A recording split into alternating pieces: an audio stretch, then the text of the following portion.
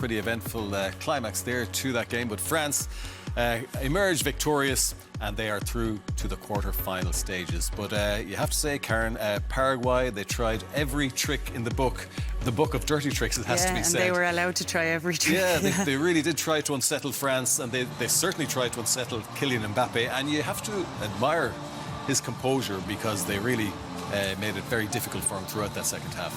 Yeah, he's been so admirable throughout the tournament and how he's played, and he's been unselfish and he's been brilliant at moments, but he conducted himself like a captain today in that he didn't react and allow his teammates to get overly emotional given the tactics that Paraguay were employing against them.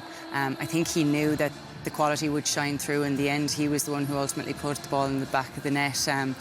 And yeah, they really had to dig deep and show character to keep going, but at the same time there was always that air of confidence that they would get the job done. Yeah, they'll have to encounter all forms of opposition on the way towards the final, if they do get there. They'll hope, of course, that they won't have to meet too many Paraguay-style teams on the way. They won't be them again. I think it was very hard the way Paraguay played or was allowed to play today. Yeah. It was very hard or almost impossible to play well. They did what they had to do. They got a penalty, rightly so.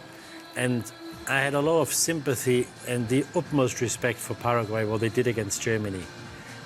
Because the way they fought, the way they battled for 120 minutes, hardly gave any opportunities away. The way they fought for a relatively small country, I've got to say I had huge respect, but I think they've lost it all tonight, because the way they behaved tonight had nothing to do with football. It's not in the spirit of the game. The referee from Uzbekistan let him get away with all sorts of things. I think there should have been one, maybe two, maybe even three players sent off. Then the antics of Velasquez before the penalty, when he tried to wreck the penalty spot, it was shameful. Yeah. It was shameful what they did today, as well as they handled themselves against Germany the other day. I think as disgraceful they've been tonight. This is probably the first time that we're speaking about a referee possibly losing control of the game. We've admired the way referees have allowed the game's flow, done a certain amount of leniency, but that went way too far tonight, didn't it? Yeah, it's been a really nice part of this World Cup is that the refs have let things go. They've tried to stop the dive in, the antics, which we all want out of the game. Yeah. But this is going too far. And listen, none of the French players got hurt. They're okay. We're fortunate. But this is the thing, the Paraguayans were almost encouraged to be able to go and dictate what they did physically. Listen, I'm a defender. I want to be physical. I want to get players. And if I was playing against a France team, the only way I'd see you could stop them is to be physical. But you can't go and attack them off the ball. You can't go. You have to at some point think, right, how can I stop you? Can I get on my toes? Can I stand up? This was it was ridiculous at times. Some of the stuff that was going on off the ball, they tried everything they could to rile them, to intimidate. And I have to give it to France. We talk about team spirit and unity. They were so together throughout the whole match. They stuck up for each other. You see signs when Argentina, when all the players are getting around Messi, there was a point in the game where the whole team got around Mbappe. They were trying to protect him. They were trying to look after him. They were there for one each other. If you're any other team in this competition, after looking France come through that and how physical that was against them, you think there's nothing you control them that they can't deal with. Yeah. And then on top, the quality still shines through. It was a really impressive performance from them, not from the football point of view, from what they did on the field, conduct themselves. And Paraguay, as Didi said, it was shameful. Yeah, France showed a lot of discipline under a fairly significant provocation on behalf of the Paraguayans, and France have emerged with the victory from the penalty taken by Kylian Mbappe. Time to check in on the full-time stats from the Paraguay-France encounter in Philadelphia. And, it tells its own story. Only one team really came to play football. The other team came to disrupt. And, thankfully, the French have emerged victorious, albeit just through the penalty. Nothing from open play, but it was very, very difficult for them. And we'll see that as we go through our analysis. But first of all, Karen, the penalty decision was a fairly easy one for the referee to make, but he had to go to VAR to make it. He did. I don't know why he was right in front of it. But again, they were almost undone by how lenient he had been before. Gomez has been getting away with it all day. Put the foot out, and there was one on Doué just before it, and Didi said it at half-time. They needed a player who could come on, go at players, unpick defences. Velasquez there, he just couldn't help himself. He wanted to do something to disrupt it. There was a melee before it, and that's what, like, yeah, you say it's Mbappe should score a penalty, but with everything that had gone before it and all the special attention he was getting, it's a great corner, and we know the size of the keeper. He had to wait for him to go or smash it down the middle, and he waited, kept his cool, and it was a great finish. Yeah, and a deserved goal as well. Stephen, as a defender, obviously there are aspects of the Paraguayan performance that we would have enjoyed, particularly against Germany.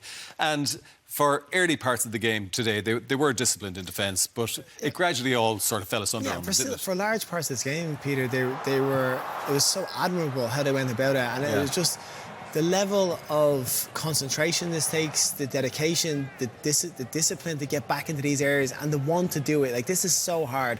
And what's scary is that I think this is almost you have to play to stop France from scoring. But this is like the piece of string. You do this in training all the time, where you just tie together. As soon as comes out of position, you drop back in. Someone goes close, nearest man to the ball. Always off each other, angles, intercepting. But as you're moving your cross, you're kind of trying to block those passing lanes as well. It was a wonderful display from them, and in the sense of discipline and organisation and the desire to defend, like consistently get one or two balls. Like this ball over the top, Mbappe's away here, but doesn't kick back up. But then even then, getting back in, not wanting to give it up. Every time they receive the ball, there's 2 or 3 players in and around there. Barcola goes past one, someone else comes back in. It was an absolute horrid game for France to be able to have that flow. And like Elise, you think about how good Elise has been. He didn't get a kick, but it's because how tight. Every time he got the ball, they had 2 players around them. Mbappe, 2 players around him. And then Doué came on and had that bit of magic to make the difference. But if that's how you have to play against France, I don't know other teams that are going to commit that many players for that amount of time in a game to stop them. And that seems to be what it takes. Yeah, and it worked for a while, but they lost their discipline then, Didi, as that match went on, and it descended into their dirty tricks. Now, how much of that do you think is orchestrated and almost... Well, if you let them get away, in many ways. I'm not sure it's orchestrated, and I'm all for playing the game and trying to get in advantage. I've always been a big fan of Atletico, even though sometimes they took it too far. Here is lashing out. Galaza gets away unpunished. Mbappe, it's already blown up for a foul.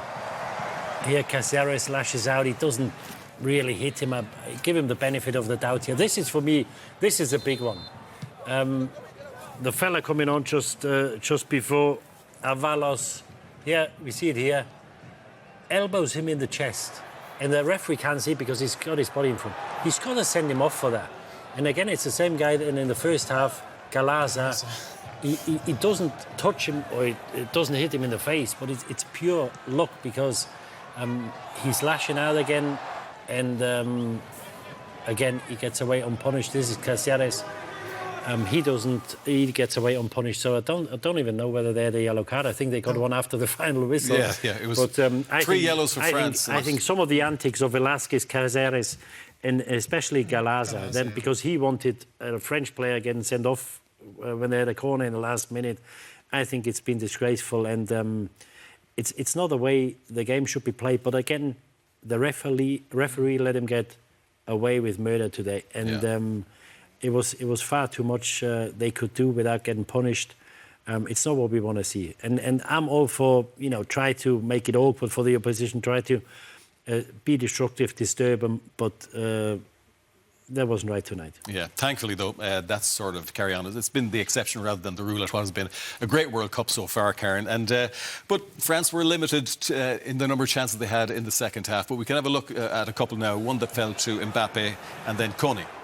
Yeah, Kone, this was kind of the first real moment and the first time that Gil was really called upon. He got a lot of praise after the penalty saves, and rightly so, but he's shown to have a lot of quality as a keeper here. He's just so big, makes himself big, strong hand, and doesn't stop to admire it, gets up and makes a double save. And what's really impressive about this, when any time it goes through a defender's legs, you're totally unsighted. He's doing that on instinct, and yeah, he kept them in it, and obviously Paraguay pushed a little bit at the end, and that's why he allowed them to stay in the game. OK, so France are through, and of course they'll meet Morocco in the quarter-finals.